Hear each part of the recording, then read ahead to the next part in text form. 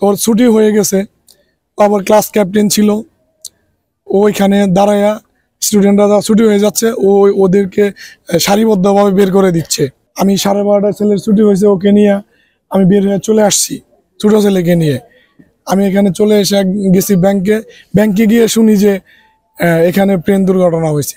আমি সাথে সাথে দৌড়ে এসে দেখি হেলিকপ্টার দিয়ে অনেক আহত নিহত অনেক সরিয়ে নিচ্ছে।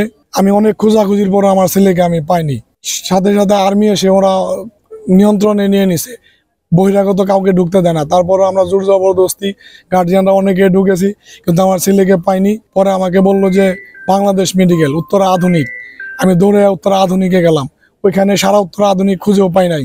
আমরা বাংলাদেশ মেডিকেল থেকে বের হওয়ার পর তানবীরের কোঅর্ডিনেটর মিস উনি ফোন দিয়েছে আমাকে, বললো যে তানবীর যে বার্ন ইউনিট আছে ওরা হেলিকপ্টার দিয়ে ঢাকা মেডিকেলে নেওয়া হয়েছে। আমি ওখানে যে তানবীরকে পাইনি, তার আগে তানবীর আমাদের ছেড়ে চলে গেছে।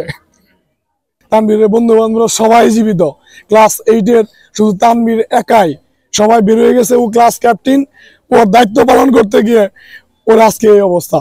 তানবীরের স্বপ্ন, ও প্রথমে বলছিল যে ক্রিকেটার হবে, তো ক্রিকেটারের প্রতি আমি বললাম যে খেলাধুলা বাদ দিয়ে তো ক্রিকেটার হওয়া যাবে না।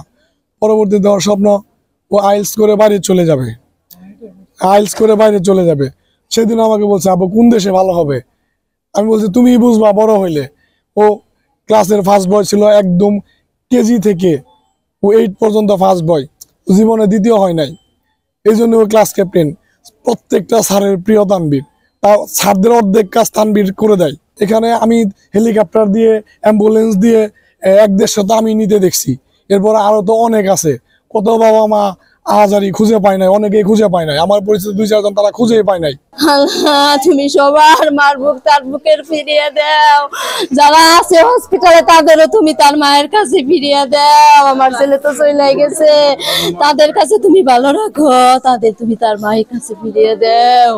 আর আমি চাই ওই বিমান কেন এখানে প্রশিক্ষণ দেওয়া হলো, এটার একটা বিচার করা দরকার। কেন ওই জায়গায় প্রশিক্ষণের জায়গা বেছে নেওয়া হলো, এটা সরকারের কাছে আমার আবেদন। ছোট ছেলেকে ওর বাবা নিয়ে বের হয়ে গেছে 12:30টায়, উনি নাকি ব্যাংকে গেছে। অন্যদিন ওর বাবা ছেলের সাথে দেখা করে, আমার এই ছেলের সাথে দেখা করে ক্যান্টিনে বসে খাওয়াইয়ে রেখে তারপরে চলে যায়।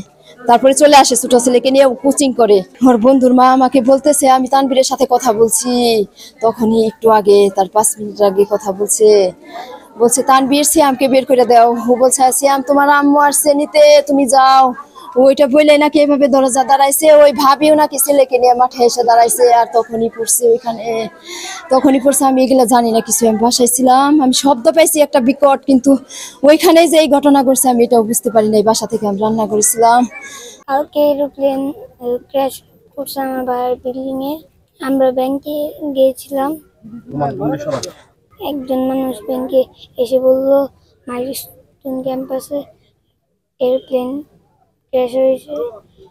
আমরা দৌড়ে গিয়েছিলাম। স্কুলের মধ্যে ফার্স্ট রেজাল্ট করতো, এলাকার লোকে তাকে খুব ভালোবাসতো, সবার সাথে মিলে চলাফেরা করতো, তাদের মধ্যে কোনো ভুল ছিল না। সে একটা সততাবান ছেলে। ভালো স্কুলে ভর্তি করেছিল সুনাম করার জন্য। সরকারের ব্যর্থায়, সরকারের অলসতায় মায়ের কুল খালি হয়েছে, সবাই কান্নাকাটি করতেছে। সামনে সরকারের কাছে আমাদের আবেদন, আপনাদের মাধ্যমে সরকার জানিয়ে এরকম স্টেডিয়ামের সামনে পাশে কাছে এরকম বিল্ডিং করার অর্ডার না দেয়।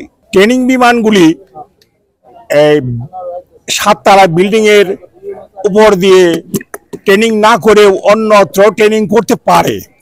এটা যারা ট্রেনিং এর দায়িত্বে থাকে, প্রশাসনিক কাজের দায়িত্বে থাকে, তাদের এটা দেখা উচিত, ভবিষ্যতে যেন এরকমের দুর্ঘটনা কবলিত না হয়ে আমাদের কচি কচি সন্তান নিহত না হয়। তানবীরের এই মর্মান্তিক দুর্ঘটনা শুনে আমি মর্মাহত।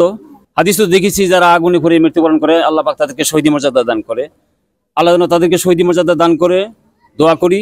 আর যারা আহত অবস্থায় হাসপাতালে আছে আল্লাহ তাদেরকে যেন স্বল্প সময়ের মধ্যে সুস্থতা দান করে। তানবীরকে খুব কাছে থেকে দেখছি এবং চিনি। ও লেখাপড়ায় সবসময় এই কেজি থেকে ক্লাস 8 পর্যন্ত রোল নম্বর 1 ছিল। ওর জন্য সবাই দোয়া করবেন, আল্লাহ যেন তাকে বেহেশতে নসিব করে। এই বিষয়টা আমাদের সবারই মনে নাড়া দিয়েছে এবং আজকে সকালেও জেলা প্রশাসক টাঙ্গাইল স্যার আমাকে ফোন দিয়ে আমাদের যে মির্জাপুরের যে ঘটনা তানভীরের বিষয়ে খোঁজ নিয়েছেন এবং গভীর সমবেদনা জ্ঞাপন করছেন তার পরিবারের প্রতি। এবং আমরা জানতে পারার সঙ্গে সঙ্গেই কিন্তু উপজেলা প্রশাসনের থেকে পরিবারের সাথে সার্বক্ষণিক যোগাযোগ করা হয়েছে এবং আমরা সবসময় তাদের পাশে ছিলাম এবং আগামীতেও পাশে থাকবো।